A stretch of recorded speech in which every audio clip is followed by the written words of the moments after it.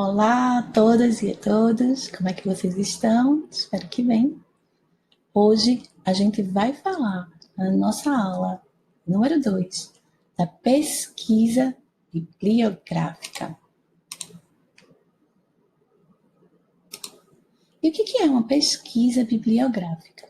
Como a gente viu na aula passada, pesquisa bibliográfica é aquela que a gente vai tirar as informações, que a gente vai tirar os dados, que a gente vai buscar, coletar as nossas informações de onde? Da bibliografia que já foi publicada. Então, a gente vai atrás dos livros, dos artigos científicos, das teses, das dissertações, das monografias, de materiais de boa qualidade, para a gente trazer para o nosso trabalho. A gente vai fazer o nosso trabalho com base no que a gente leu, esse material que já é público. A pesquisa bibliográfica também ela é a base de vários outros tipos de pesquisa, né? Pesquisa de campo, pesquisa experimental, elas também têm uma dimensão bibliográfica, né? Mas hoje a gente vai falar, né, daquela pesquisa que é exclusivamente bibliográfica, certo? Vamos lá. No Brasil, pesquisas que envolvem seres humanos, elas precisam ser registradas no Ministério da Saúde e também passar por um comitê de ética. Porém, as pesquisas bibliográficas, elas não precisam passar por esse processo. Por quê? Porque elas não envolvem seres humanos. Tá? Pesquisa também que são do domínio público, que não identificam os sujeitos, mas a pesquisa bibliográfica, exclusivamente bibliográfica, ela está isenta desse processo. Que processo é esse? Você tem que registrar a pesquisa que envolve seres humanos nessa plataforma Brasil do Ministério da Saúde, né? E aí você vai responder, vai preencher dizendo suas informações sobre a instituição a que você pertence, informações sobre a pesquisa propriamente dita, sobre os sujeitos, né, que estão envolvidos nela. Então, é um processo bem demorado, é um processo que a gente leva algum tempo fazendo esse registro nessa plataforma Brasil.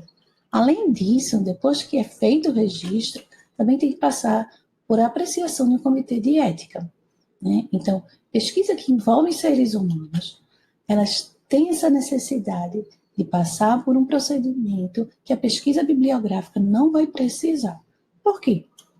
A pesquisa que envolve ser humano, ela traz riscos, ela pode trazer riscos, melhor dizendo, para esse ser humano.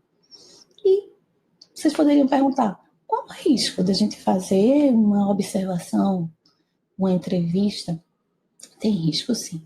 Então, o Ministério da Saúde vai dizer, existe risco de constrangimento. O sujeito que está sendo observado, o sujeito que está sendo entrevistado, ele pode se sentir constrangido diante disso.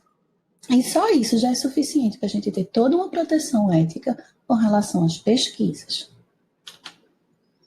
Porém, como a gente viu, pesquisa bibliográfica, exclusivamente bibliográfica, ela não envolve outro ser humano além do pesquisador, né, e do orientador. Então, ela não precisa passar por esse processo. Ok, gente? Vamos ver agora as etapas de uma pesquisa bibliográfica. Primeira coisa é formulação do problema. A gente formular um problema. Tem um tema e aí eu vou pensar, o que é que eu quero saber sobre esse tema? Né? Qual é a questão que eu estou levantando sobre esse tema? E a gente formula uma pergunta. Essa pergunta vai ser norteadora, ela vai nortear nosso trabalho. Todo o nosso trabalho vai ser em direção a responder essa pergunta que vocês formularam como um problema, né? Mesmo que a resposta seja não há resposta, mas não há resposta é uma resposta. Então, o trabalho tem que ser dirigido, construído a responder essa questão-chave, essa questão norteadora à problemática da pesquisa. A segunda etapa é a elaboração do plano de trabalho. O que é isso? Nessa etapa, a gente vai construir uma espécie de esboço do índice, né? Assuntos que a gente pensa em abordar na nossa pesquisa, no nosso trabalho. Então, a gente faz um esboço, ele não é definitivo, mas ele é um esboço porque isso vai ajudar a gente nessa terceira etapa, que é identificar as fontes de pesquisa. Então, nessa terceira etapa, eu vou buscar saber que livros que tem sobre esse tema que eu estou pesquisando. Que artigos que tem sobre esse tema que eu estou pesquisando. Né? Que teses, que dissertações, que monografias. A gente já vai falar mais um pouco sobre isso. Mas não adianta só identificar, saber que existem. A gente também vai precisar localizar, saber onde estão esses livros e obtê-los. Por que a gente fala isso? Porque não adianta, por exemplo, eu saber que existe uma tese, né, na biblioteca, sei lá do Rio Grande do Sul, na Unicamp, né, e muito boa para o meu trabalho, porém ela não está digitalizada, ela só está lá fisicamente na biblioteca dessa instituição. E aí? Como é que a gente vai fazer? A gente vai, né, pegar um avião, vai até lá, buscar, ler esse material, sentar na biblioteca, fazer os apontamentos nesse lugar? Muitas vezes a gente não consegue. Às vezes também a gente tem o problema de o livro está esgotado, a gente não tem acesso mais. Então, não importa só identificar a fonte. A gente precisa também saber onde ela está e obtê-la. Depois que a gente já está com esse material, a gente vai para a quinta etapa. Não adianta a gente, né, selecionar, a gente tem muito material e não ler. Aí vem uma etapa que é a leitura do material. E essa leitura, ela deve vir acompanhada de fichas de leitura, de fichamentos, tá? De registros dessa leitura. Depois, quando a gente já leu muito, quando a gente fez nossos apontamentos, nossas anotações, a gente pode ir para a sétima etapa, que é a construção lógica do trabalho. Como é essa construção lógica do trabalho? É como a gente voltasse lá à etapa 2, onde a gente elaborou uma espécie de índice, muito provisoriamente ainda na etapa 2. Aqui nessa etapa 7, a gente pode voltar a isso e ver se vai ser aquilo mesmo, se a gente vai mudar, se a gente vai incluir alguma coisa, retirar a ordem, vou começar falando disso, depois eu passo para isso. Como a gente agora já está mais próximo, né, da escrita do trabalho propriamente dita, a gente tem que agora pensar melhor na estrutura desse trabalho, certo? E por fim, redigir o trabalho, escrever o trabalho. Então, percebam que a pesquisa bibliográfica, ela exige bastante, né? Às vezes a pessoa pensa, é só escrever sobre esse tema. Não, desculpa. Não é só escrever sobre o tema. A gente precisa realmente fazer todas essas etapas, seguir. Antes de a gente escrever alguma coisa, a gente precisa muito ler sobre isso, sobre esse tema. E antes de ler o tema, né, o material, a gente precisa ir em busca desse material. Isso tudo, pessoal, leva tempo, né? Leva esforço, demanda, né, que a gente se debruce no trabalho antes de escrever. Então, por isso que às vezes a gente deixa, né, para cima da hora e fica complicado, porque não é só escrever. Olha aqui, redação do trabalho é a última etapa, certo? Vamos agora falar um pouco mais de algumas delas. Fontes de pesquisa, né? Justamente, a gente tem que ter em conta, né? A gente tem que saber que em pesquisa bibliográfica é muito importante a questão das fontes de pesquisa. É de onde a gente vai tirar as informações, né? Buscar os nossos dados, aquilo que a gente vai escrever, vai vir justamente disso que a gente pegou para ler. Então, é importante que sejam materiais de qualidade. Quando eu falo de qualidade, é adequados à pesquisa científica, certo? A gente pode fazer uma analogia. Por exemplo, se eu vou fazer um bolo, né? Se eu pego materiais de baixa qualidade, um leite ruim, né? Um ovo estragado, ou, sei lá, vou fazer o recheio com leite condensado não muito bom, a possibilidade desse bolo não ficar bom, não ficar gostoso, é muito grande, né? Ou vamos lá, se eu estou levantando um prédio, construindo um prédio, se eu uso material de baixa qualidade, areia de baixa qualidade, cimento de baixa qualidade, né? Os tijolos, se eu uso material de baixa qualidade, o que é que acontece? Posso até levantar um prédio, mas com o tempo ele pode cair, né? Ele não se sustenta. Então é isso, gente. Quando a gente procura material de boa qualidade, a gente está se munindo, né, de fontes de pesquisa, dados que são mais confiáveis, certo? Então vamos olhar aí quais são as fontes, as principais fontes de pesquisas da pesquisa bibliográfica. Livros, tá? Então, livros a gente vai recorrer muito a eles, muito, e não importa se impresso, se e-book, tá? Pesquisa bibliográfica, a gente pode buscar materiais, independentemente do tipo de suporte, né? Pode ser impresso, pode ser eletrônico, né? Um CD, se tiver um livro no CD, ok. Pode ser digital, a gente tem aí muitos e-books disponíveis no mercado, certo? A qualidade desse livro não está atrelada ao suporte físico desse livro, certo? Então, livros a gente vai ter como uma das principais fontes de pesquisa bibliográfica. Artigos científicos. Não são artigos jornalísticos, não são artigos de opinião, são artigos científicos, tá? Esses artigos científicos a gente encontra em revistas científicas, né? Já eu falo um pouquinho melhor sobre isso. E anais de congresso, quando tem um congresso, né? Geralmente se tem também uma publicação daquele congresso, né?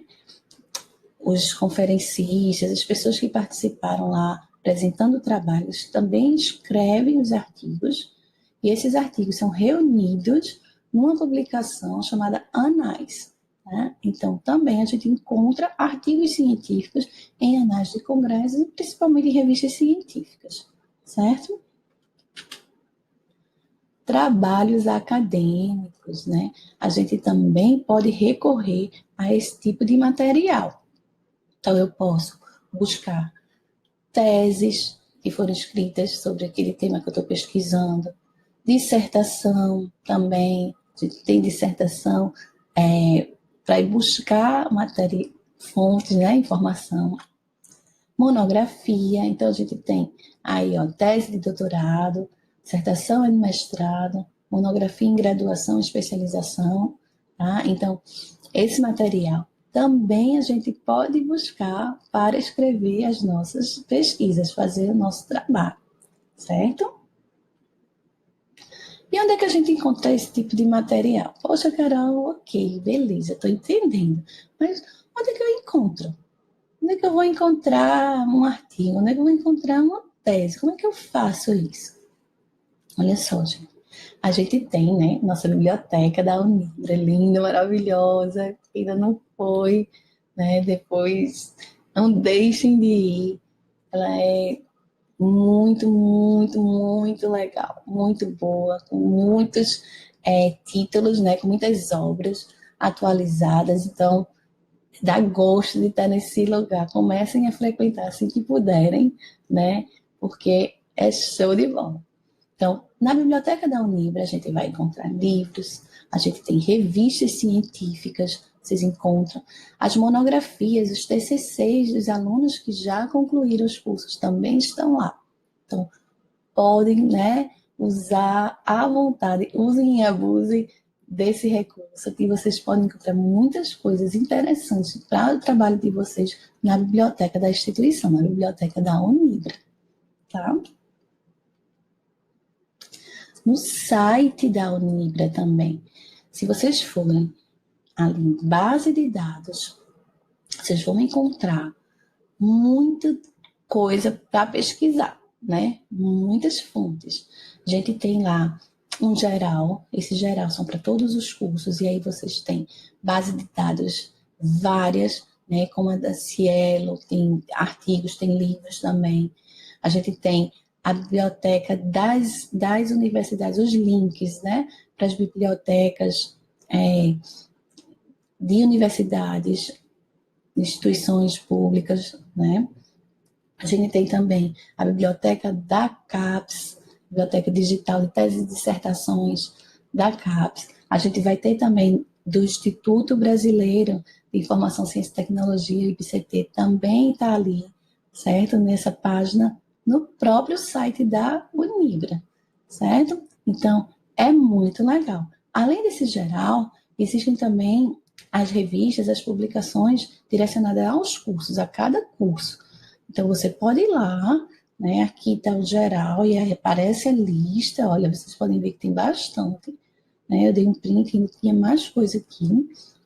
E você também pode ir no seu curso, clica no seu curso e aqui, olha, nessa partezinha que é azul, vai aparecer uma lista de revistas científicas que vocês podem procurar, podem buscar informações, certo? É muito rico, muita gente não sabe disso, mas façam uso porque é uma excelente base de dados. Google Acadêmico também, né? A gente tem aí o Google, que é uma ferramenta de busca, e o Google fez uma ferramenta ainda mais específica para a área da ciência, para a área acadêmica, né? Então, é como se já fosse um filtro do próprio Google para buscar artigos, né? Livros, então, trabalhos acadêmicos. Então, esse Google Acadêmico já filtra bastante. Quando a gente for pesquisar, a gente pode ir diretamente ao Google Acadêmico e fazer nossas buscas lá. Buscando, você pode buscar por data, por exemplo. Então, o filtro, a gente ainda tem mais ainda algumas opções de pesquisa dentro do Google Acadêmico. É bem bacana, né? Façam uso. A gente também tem o Google Livros, que você consegue ler, não o livro todo na íntegra, né? A maioria tem algumas páginas que não estão visualizáveis, mas dali você consegue ver, esse livro é bacana, eu vou buscar, né? A gente viu aqui alguns lugares para a gente obter, né, esses materiais, mas vocês sabem que a gente também tem livrarias inclusive online, né, sebos, quem tem preconceito com sebo, perca o preconceito, né, a gente encontra muito bons livros nos sebos, né, existem alguns sites até que reúnem, a Chat Virtual, por exemplo, é um site que ele reúne sebos do Brasil inteiro, então você consegue livros de boa qualidade nesses sites, né? E com um preço mais baixo, né? Você pode ir também em livrarias, em vez de ir fisicamente à livraria, né? Como a gente está nessa situação, o que a gente pode fazer? Compra online. Carol, mas comprar online, vou pagar frete, algumas não estão com frete grátis. Vocês conseguem comprar e-book que não tem frete, né? Tem opções, algumas dão a opção de você comprar e ir na loja só retirar, né? Então você já sabe que vai lá, quando você for à loja, o livro já vai estar lá, né? Então, muitas vezes já está pago. Então você faz isso porque a parte, né, essa etapa de identificar material, localizar e obter esse material leva bastante tempo e é muitas vezes um trabalho de formiguinha. Quando a gente está fazendo o TCC, a gente está lá com o nosso tema, escolher o nosso tema, a gente vai ver que a gente vai começar a se debruçar nesse material e vai cada vez querendo mais, mais. Então, a gente tem que saber, né? Tem vários lugares para a gente buscar esses materiais. Falamos até agora de fontes que são adequadas, né? Essa tríade aí, livros, artigos científicos e trabalhos acadêmicos, né? Tese, doutorado, dissertação, mestrado e monografia, graduação, especialização. A gente sempre vai dar, né? A gente vai buscar nossas informações nessas bibliografias. Porém, né, a gente tem que também ter em conta que algumas não são adequadas para uma pesquisa científica, né? Não é que elas não sejam adequadas para nada. Não, estou falando aqui de pesquisa científica. Então, olha, que a gente não deve usar, né, no nosso TCC, por exemplo, né, na fundamentação teórica do nosso interdisciplinar, em pesquisas que a gente esteja fazendo para um determinado congresso, né? Um livro faz muito congresso que vocês podem participar. Então, o que a gente não deve usar? Revistas e jornais tão científicos. É isso que a gente compra em banca, né? Então, existem alguns que são até especializados em alguma área. A gente pensa, mas essa revista, esse jornal é dessa área, né? Legal. A gente, de toda forma, vai ver que essas fontes, elas não são adequadas. Eu já vou falar sobre isso. Sites pessoais, né? Blogs, redes sociais. A gente não vai, né, pegar o conceito de algo que a gente esteja trabalhando nesses lugares. Sites como Wikipédia, InfoEscola, também tem Brasil Escola, Yahoo Respostas, né? Tem a Escola da Web, Trabalhos Feitos, enfim, uma série de sites que estão aí disponíveis na internet, que eles também não são adequados, né? E por quê? Por quê, cara? Por que eu não posso usar a Wikipédia? Uso tanto, né? Novamente, estamos falando aqui do desenvolvimento de uma pesquisa científica, onde vocês estão coletando informações para escrever o trabalho de vocês. Então, tem que ter em conta isso. Quando a gente fala de livros, quando a gente fala de artigos científicos, quando a gente fala de teses, de dissertações, de monografias, a gente está falando de obras que passaram por algum crivo, passaram por algum critério de qualidade. Como assim? Como é que é feito? Ora, um livro ele tem uma editora. E a editora, ela seleciona. A editora, ela verifica a qualidade da informação daquele livro, passa por revisão, certo? Existe uma comissão editorial daquela obra, tá? Não é qualquer coisa, qualquer texto que vai virar um livro, certo? Artigos científicos.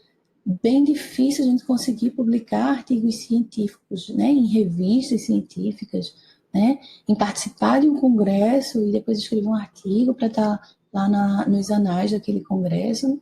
Não é qualquer trabalho que passa por isso. Para vocês terem uma ideia, eu sou editora de uma revista científica, né, e o processo que a gente faz para publicar um artigo nessa revista, ele é bem criterioso, né? Primeiro a gente faz uma blind review, é uma avaliação às cegas dupla. Então, o trabalho, quando ele é enviado, né, para a revista, ele é submetido à publicação, ele vai para duas pessoas, dois doutores na área que vão avaliar esse artigo, eles vão dizer se pode ir para a publicação do jeito que está, ou se pode ir fazendo ajustes, né, revendo algumas coisas, ou eles vão dizer, não publica isso, não está bom. Então, se eles divergirem, né, é uma avaliação dupla, né, às cegas, sem saber também quem é que está escrevendo, porque você pode, né, não, é meu amigo, vou deixar, não, é meu inimigo, vou reprovar de qualquer forma. Então, para isso não acontecer, eles avaliam sem saber submeteu aquele trabalho. E aí, pessoal, só depois de tudo isso é que esse trabalho ele é, né, realmente publicado, se for o caso. Caso 2, né, eles não têm a mesma opinião, a gente ainda passa para um terceiro, né, vai ser o voto de Minerva, vai dizer, e aí, vai publicar ou não? Certo? Vejam que tem todo um processo para a gente ter qualidade da informação. Vamos pensar aqui comigo. E as teses? Né? Doutorado, dissertação, mestrado. As monografias, especialização, TCC, tem algum critério de qualidade? Vocês, quando estiverem fazendo TCC, vão passar por algum filtro de qualidade? Não. Esses trabalhos, eles são defendidos perante banca, né? Existe um orientador que está vendo ali aquele trabalho. Então, não é qualquer trabalho que ele vai ser aprovado, né? Se tiverem coisas ali, informações inconsistentes, se o trabalho não estiver bem construído, ele não vai ser aprovado. Então, ele não vai ser publicado, certo? Ah, cara, meu TCC vai ser publicado? Sim. Se o TCC é aprovado, ele fica onde? Na biblioteca. A biblioteca é o espaço público, certo? As pessoas têm acesso ao seu trabalho, então ele foi publicado. Então, a gente tem que ter em conta que essas fontes, eles passam por um certo critério de qualidade, né? Um filtro de qualidade. Já essas obras que eu falei, né, que elas não são adequadas, né, revistas, sites, redes sociais, Wikipédia, elas têm problemas como elas podem ter ali, né, interesses comerciais. Existem até matérias que são pagas em algumas revistas e jornais. A gente tem que ter em conta isso. Viéses ideológicos ali, ideologias que fazem parte de uma determinada publicação, mas que não é dita. E aí a gente toma como verdade algo que está ali fortemente, né, direcionado pela ideologia a um determinado tipo de verdade. A gente também tem ali esses sites que tratam do assunto de uma forma muito superficial, né? Ou do senso comum, sem trazer evidências científicas, sem trazer os dados que confirmem aquilo que está sendo dito, né? Muitas vezes a gente não tem nem quem se responsabiliza, não tem nem autor, a gente não sabe nem quem escreveu aquilo, né? Então, a gente trazer esse tipo de material, não é que sejam sempre ruins, mas a gente não tem esse critério de qualidade, a gente não tem como saber, né? Wikipédia, qualquer um pode escrever, você pode ir lá e editar o verbete, né? E colocar até informações falsas. Já aconteceu, tem caso de quando a gente viu, o TCC estava ali com informação falsa, porque era aquela que estava no momento do Wikipédia. Até pode ser que depois alguém vá, veja aquilo ali, meu Deus, que absurdo, e corrija. Mas se você teve a infelicidade naquele momento, onde alguém, né, escreveu algo que não está correto, você vai pegar aquela informação e trazer para o seu trabalho, ver como é complicado. Então, a gente tem que entender. A gente fala isso, né, sobre essas fontes não adequadas, não é que elas não sirvam para nada. Elas servem. Digo, como é que elas servem, né? Em que momento elas servem? Por exemplo, eu não sei de nada sobre aquele assunto. Quando eu peguei um artigo, li, não entendi muita coisa. O artigo científico ela tem aquela linguagem, né, que talvez nos primeiros momentos a gente sinta uma certa dificuldade de compreensão. E aí, vai para esses sites que são mais didáticos e são mais superficiais, só para ter uma ideia, só para clarear as ideias, né? Para começar a ficar familiarizado com aquilo ali. Depois que vocês fazem isso, aí vocês partem para os livros, para os artigos. Isso pode ser feito, tá? Ou, por exemplo, eu estou tratando no meu TCC sobre algo das redes sociais. Eu quero analisar algo das redes sociais. Como é que eu vou fazer? Eu não posso usar, então, não posso coletar dados? Sim, você pode, mas isso não é a parte teórica, certo? Isso vai ser uma ilustração, vai ser, às vezes, uma análise, né, desses textos, desses dados empíricos, desses dados que a gente vai pegando aí do mundo, para analisar, mas com um olhar científico. Quem vai dar esse olhar científico são as teorias, né, que trazem.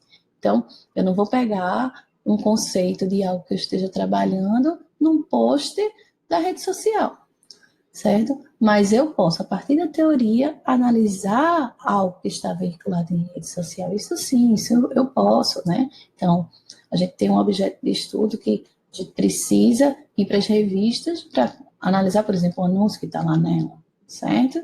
Mas aí é outra dimensão. A gente está pegando isso aí como dado a ser analisado a partir das teorias. Eu não estou pegando teoria de blogs, eu não estou pegando a teoria, né, de um post numa rede social.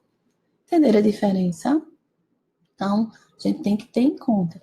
Ou eu também posso usar esse tipo de material se for algo muito só ilustrativo, né? Uma informação ali muito pontual, que saiu num jornal, que saiu numa revista, e eu quero só, né, dar essa informação, mas não é a minha base, não é aquilo que está sustentando a minha pesquisa. Novamente, pessoal, a gente precisa, quando a gente está fazendo, né, uma pesquisa científica, quando a gente está fazendo TCC, é uma pesquisa científica, e outros trabalhos acadêmicos, vocês também vão precisar ter, né, essa dimensão, mesmo os trabalhos, né, de alguns interdisciplinares, que eles têm uma parte prática, mas existe também uma dimensão teórica, e essa dimensão teórica tem que vir dessas fontes confiáveis, certo? Vamos agora passar para uma outra etapa, que é a leitura do material. Já estão, né, com muito material, a gente faz a leitura. Mas vamos ver que são vários tipos de leitura que a gente faz. Então, olha, a primeira leitura que a gente faz, na verdade, a gente ainda está, né, naquela fase de identificar material. É a leitura exploratória. Sabe quando a gente vai lá na biblioteca da Unibra, né, sem pressa, e aí vou lá na estante da minha área e fico olhando lá os livros, né, aquela lombadinha onde tem o título do livro, começo a olhar, ler ali a lombada. Vi um livro que pode interessar, que está ali dentro do meu tema, eu tiro da prateleira, começo a ler ali o que tem de informação na capa, viro atrás, leio o que está na contracapa, às vezes ali tem aquelas orelhas, né? Aquelas abinhas, tem informação muitas vezes sobre o autor, sobre o tema, né?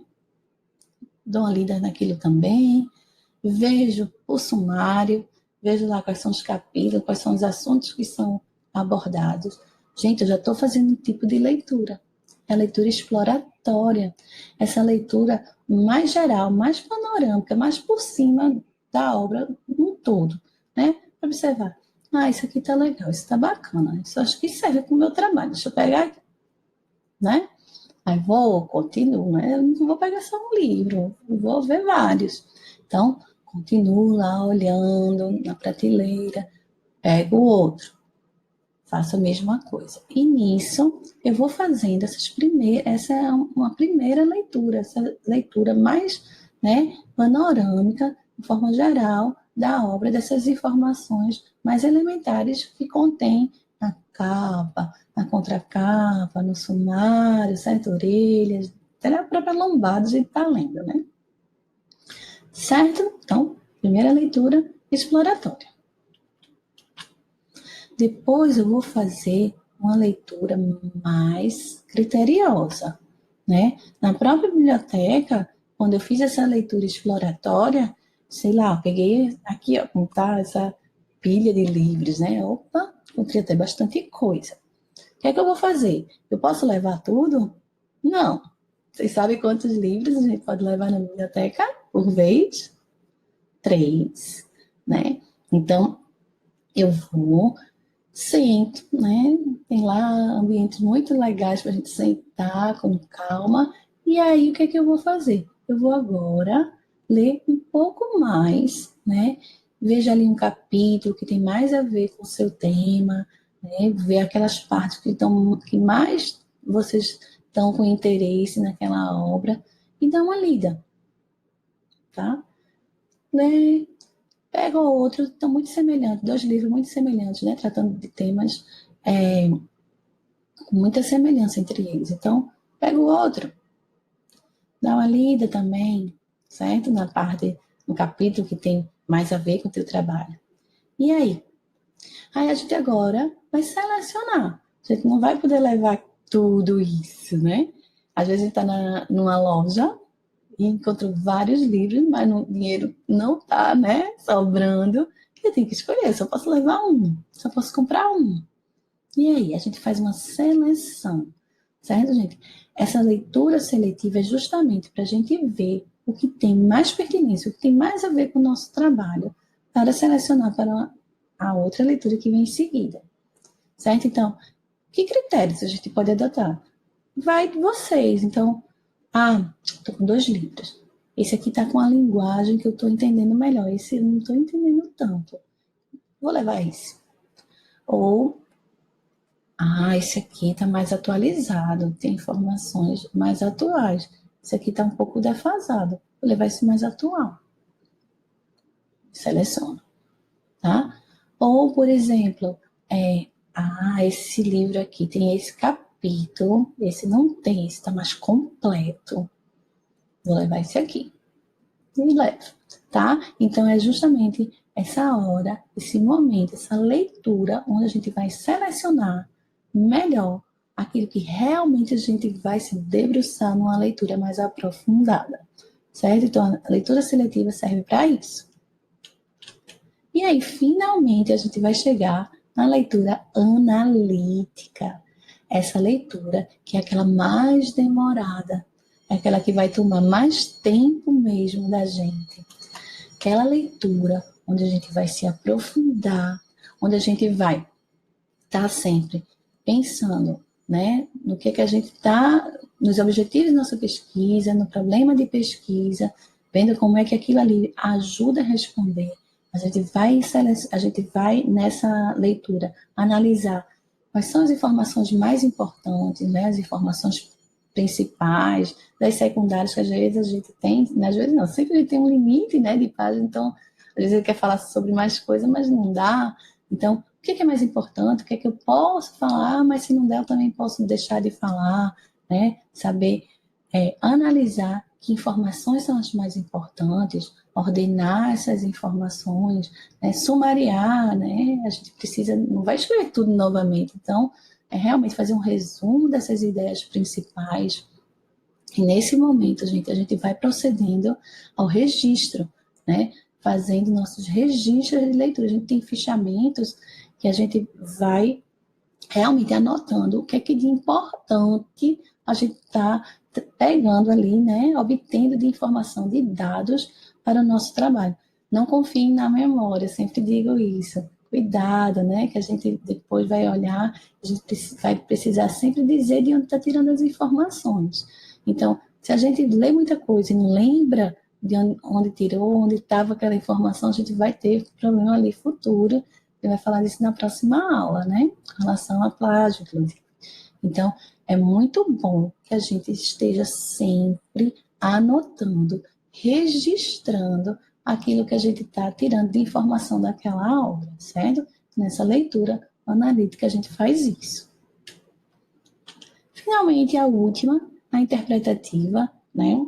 É aquela que é mais complexa. Vocês vão pensar, né, naquela obra, aquelas informações, como é que pode ajudar a responder a tua pergunta de pesquisa, teu problema de pesquisa, né?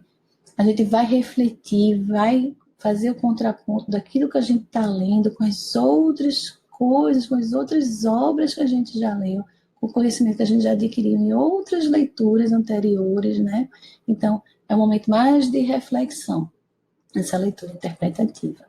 Certo, gente? Então, percebam que quando a gente vai dizer assim, precisa ler, não é só uma leitura, né? Tampouco é aquela leitura que a gente vai para o parque e fica lendo ali meio que, né, sem compromisso, descompromissada, aquela leitura, né, puramente lúdica, de prazer, de só passar o tempo muitas vezes. Não, essas leituras que a gente faz, né, para produzir um trabalho acadêmico, científico, essas leituras, elas têm que estar sempre, né, relacionadas àquilo que a gente vai produzir no nosso trabalho.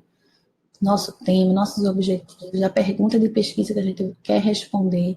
Então, a gente tem que ter em conta isso e sempre fazendo registros dessas informações que a gente está tirando desse material. E vamos passar agora para a etapa de redação. Finalmente, né? Pensei no tema, pensei na pergunta que eu estou querendo, né, responder sobre esse tema, a questão que eu levantei. Fui atrás de material, identifiquei os livros, li, né, reli, anotei as informações, voltei lá ao índice, agora eu tenho, né, condições de pensar melhor como eu vou estruturar meu trabalho e finalmente eu vou escrever esse trabalho, certo? Então, vamos dar uma olhadinha também nessa etapa de redação. A gente está tratando, então, de redação científica. Se eu estou escrevendo um trabalho científico, a redação dela é científica. E ela aí vai ter algumas características dessa redação científica. Vamos dar uma olhadinha. Essa redação científica, ela tem que ser objetiva. Como assim, Carol? Objetiva. Volta lá para a aula, né? A nossa aula 1, para a gente entender que objetivo no sentido de contrário ao subjetivo, certo? Não é objetivo de ser direto, é também, mas é na questão de eu não vou trazer minhas impressões, né, meus achismos, eu não vou colocar opinião pessoal no meu texto. Isso se reflete também na escrita, né? Então, às vezes a gente nem sabe que está fazendo isso, né? Quando eu coloco uma construção tipo, eu acho que fica meio nítido, né? Tô achando, né? Eu sinto que sentimento. Mas às vezes a gente também está colocando a nossa opinião quando a gente coloca adjetivos. Por exemplo, o renomado autor, renomado, né? Será? Tem, né? O maravilhoso. Maravilhoso. É objetivo isso? Será que todo mundo acha maravilhoso? Será que ele é considerado realmente renomado por todos? Então, adjetivos de valores também a gente não deve colocar. Por quê? Porque o adjetivo é justamente dar uma qualidade. E quem dá essa qualidade é o sujeito. Sabe aquela história de a beleza está nos olhos de quem vê?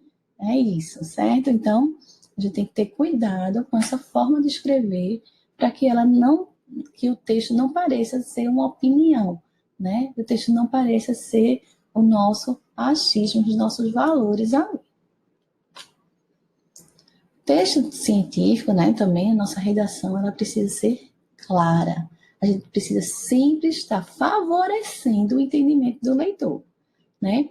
Às vezes eu já estou tratando de algo que não é tão simples. Aí eu vou escrever de uma forma que complique ainda mais? Não. A forma de escrita na redação científica, ela não é pomposa, ela não é rebuscada, ela não é isso. Ela é simples. Ela tem que justamente a gente pensar sempre como é que eu posso fazer meu leitor compreender isso melhor, tá? E aí, da forma, né, isso vem com cuidados do tipo, não fazer frases muito longas, né, com muita oração intercalada, cheia de informação ali no meio, fazer orações mais diretas, parágrafos não tão extensos, né, a gente pode estar escrevendo parágrafos muito longos, porque isso vai comprometendo a clareza, tá? Tem que prestar atenção se a gente não está colocando parágrafos ou frases soltas que não estão concatenando as ideias, né? Precisa ter coesão, né? A gente precisa estar sempre costurando ali nosso texto, argumentando, construindo a nossa argumentação, com coerência. Não posso dizer uma coisa em cima, lá embaixo está desdizendo aquilo que eu disse. O texto ele precisa ser coerente. Então, essa questão da clareza é bem importante no texto científico. Precisão. O texto científico ele é preciso. A gente precisa ser exato, né? Existem expressões que quando a gente coloca parece que a gente está chutando. né? Ou então trazendo algo dúbio. Então, por exemplo, quando eu digo assim, diversas pesquisas indicam que... Certo, que pesquisas? Pelo menos um tais como, certo? Tal e tal. Então, a gente precisa, diversas pesquisas, está muito vago. Que pesquisas? Para certa corrente do pensamento, que corrente?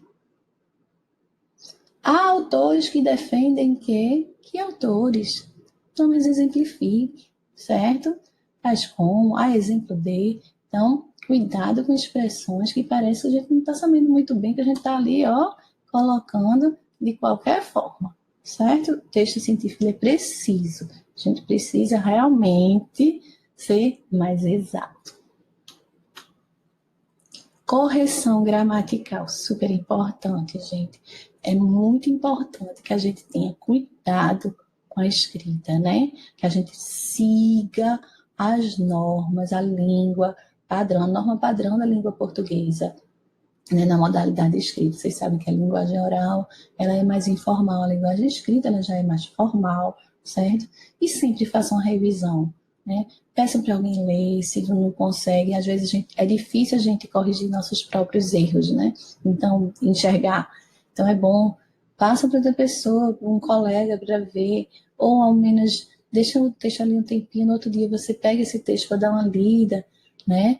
Olhando ali. Agora eu vou ver a questão mesmo da gramática, a questão mesmo de ortografia, está escrito tudo direitinho. E faz essa revisão textual. É muito importante, gente. Mostra que vocês estão tendo cuidado com o trabalho de vocês. Olha aqui, ó. A redação científica ela também segue normas técnicas, certo? E a gente vai começar a ver essas normas a partir da próxima aula. A gente vai ver que a gente precisa seguir algumas regrinhas da ABNT, Associação Brasileira de Normas Técnicas, né? Porque elas padronizam essa forma de escrever. E a gente não é facultativo, não vou usar não gostei. Se aquela instituição é adotar determinada norma, a gente tem que seguir essas normas, certo? Então, maioria, norma de citação, norma de referência, norma de apresentação do trabalho. Então, existem algumas normas que nessa redação científica a gente precisa seguir, certo? A gente vai começar a ver algumas delas a partir da próxima aula. Porém, antes da gente concluir essa aula de hoje, eu vou deixar para vocês, olha, que vocês deem uma olhadinha nesse texto, que eu acho ele incrível, ele é super bem humorado. E esse texto traz dicas para a escrita de uma forma geral, não é só a escrita acadêmica, científica, não. É a escrita de uma forma geral.